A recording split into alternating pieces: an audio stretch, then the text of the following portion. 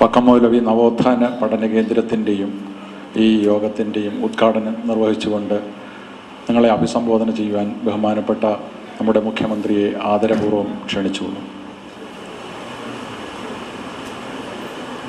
Shri K Muraleedharan MLA, Shri BRP Bhaskar,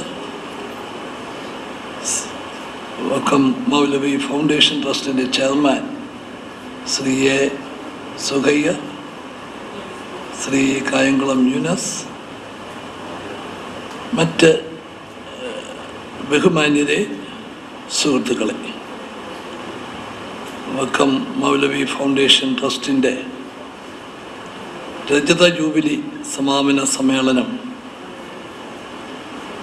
അതിനോടനുബന്ധിച്ച് വക്കം മൗലവി നവോത്ഥാന പഠന കേന്ദ്രത്തിൻ്റെയും വക്കം മൗലവി കാലഘട്ടവും ജീവിതവും അതിൻ്റെ പോസ്റ്റർ പ്രദർശനം, ഫോട്ടോ ഗാലറി, ഇതെല്ലാം ഒന്നിച്ച് നടക്കുന്ന ഈ അവസരത്തിൽ നിങ്ങളോടൊപ്പം ആ വലിയ വ്യക്തിത്വത്തിൻ്റെ ഓർമ്മ പുതുക്കുന്നതിന്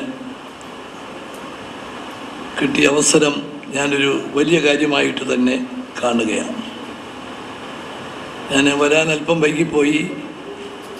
5:30 തന്നെ എത്താൻ സാധിക്കും എന്നുള്ള പ്രതീക്ഷയായിരുന്നു ഉണ്ടായിരുന്നത്. പക്ഷേ ഇതിനു മുമ്പത്തെ മീറ്റിംഗ് പ്രതീക്ഷിച്ചതിനേക്കാൾ കൂടുതൽ വൈകി. കരവന കളയ്ക്കുള്ള റോഡിൻ്റെ ഒരു ഫങ്ഷനായിരുന്നു. എനിക്ക് ഇതിനു മുമ്പും ഈ ഫൗണ്ടേഷൻ്റെ പല പരിപാടികളിലും പങ്കെടുക്കാൻ സാധിച്ചിട്ടുണ്ട്.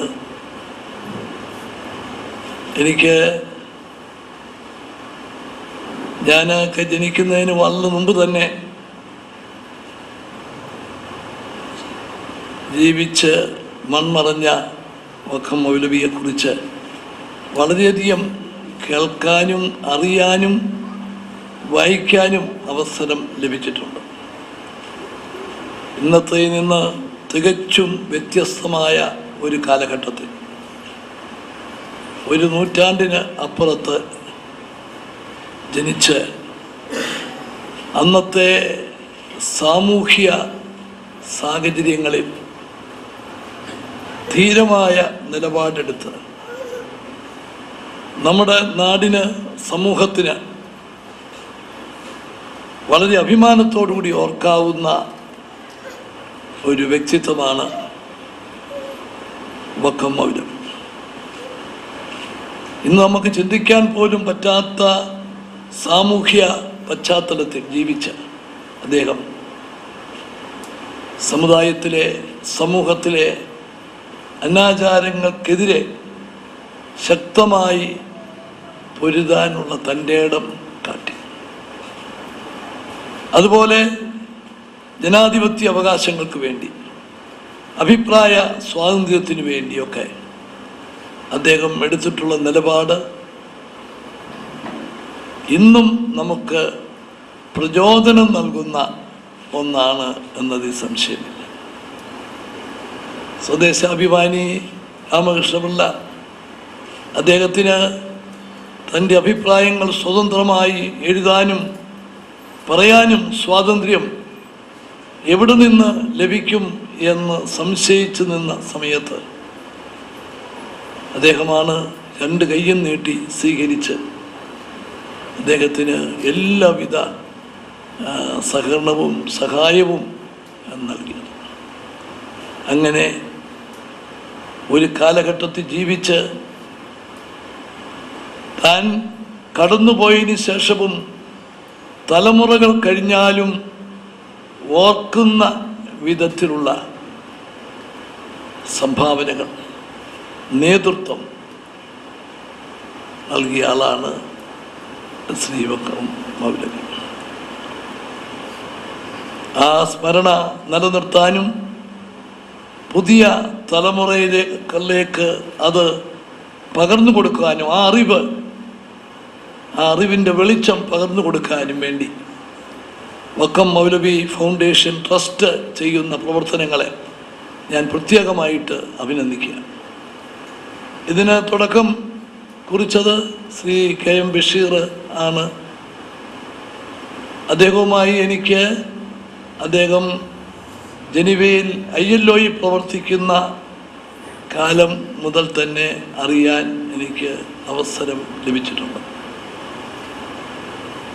ഒരു ട്രേഡ് യൂണിയൻ്റെ പ്രവർത്തകനായിരുന്നു ഞാൻ. ILO ഒരു കോൺഫറൻസിന് പങ്കെടുക്കാൻ ചെല്ലുന്ന അവസരത്തിലാണ് ശ്രീ ബഷീറിനെ കാണുന്നതും പരിചയപ്പെടുന്നതും.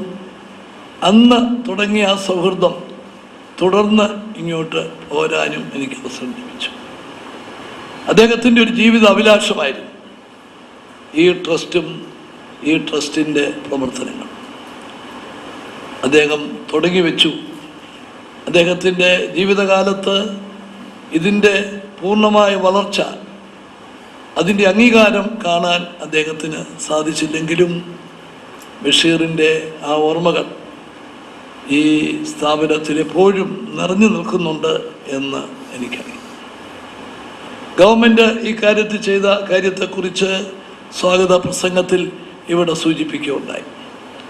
ഗവൺമെൻറ്റിൻ്റെ ഭാഗത്തു നിന്ന് ചെയ്തിട്ടുള്ള ഒരു ചെറിയ പങ്കാളിത്തം മാത്രമായിട്ടാണ് ഞാൻ അതിനെ കാണുന്നത്. വക്കം മൗലവിയെപ്പോലുള്ള ഒരു സാമൂഹ്യ പരിഷ്കർത്താവിൻ്റെ സാമൂഹ്യ മാറ്റങ്ങൾക്ക് വേണ്ടി ധീരമായി പൊരുതിയ ഒരാളിൻ്റെ ഓർമ്മകൾ നിലനിർത്തുന്നതിന് ഗവൺമെൻറ് വേണ്ടതെല്ലാം ചെയ്യാനുള്ള ബാധ്യതയും ഉത്തരവാദിത്വമുണ്ട് എന്ന് ഞാൻ വിശ്വസിക്കുകയാണ്. തുടർന്നും ഗവൺമെൻറ്റിൻ്റെ ഭാഗത്തു നിന്ന് ആവശ്യമായ സഹകരണം, പങ്കാളിത്തം ഉണ്ടാകും എന്ന് പറയാൻ കൂടി ഞാൻ ഈ അവസരം വിനിയോഗിക്കുന്നു. ഇവിടെ മൗലവി നവോത്ഥാന പഠന കേന്ദ്രം അതിൻ്റെ ഔപചാരികമായ ഉദ്ഘാടന കർമ്മം നിർവഹിച്ച ശേഷമാണ് ഈ യോഗത്തിലേക്ക് വന്നത്. ചുരുങ്ങിയ സമയത്താണെങ്കിലും അതിൻ്റെ പ്രവർത്തനങ്ങൾ നേരിട്ട് കാണാൻ സാധിച്ചപ്പോൾ വളരെയധികം സന്തോഷവും അഭിമാനവും തോന്നി. ആധുനിക രീതിയിലുള്ള എല്ലാ സൗകര്യങ്ങളോട് കൂടിയിട്ടുള്ള നവോത്ഥാന കേന്ദ്രം പുതിയ തലമുറയ്ക്ക് അതൊരു മുതൽക്കൂട്ടായിരിക്കും എന്നതിൽ യാതൊരു സംശയവുമില്ല. ഇതിൻ്റെ പ്രവർത്തനങ്ങൾക്ക് എല്ലാവിധ ഭാവുകങ്ങളും നേർന്നുകൊണ്ട് വക്കം മൗലവി നവോത്ഥാന പഠന കേന്ദ്രത്തിൻ്റെ ഉദ്ഘാടന കർമ്മം നിർവഹിച്ച വിവരം അറിയിച്ചുകൊണ്ട് എൻ്റെ വാക്കുകൾ അവസാനിപ്പിക്കുന്നു. നമസ്കാരം. ജയ് ഹിന്ദ്.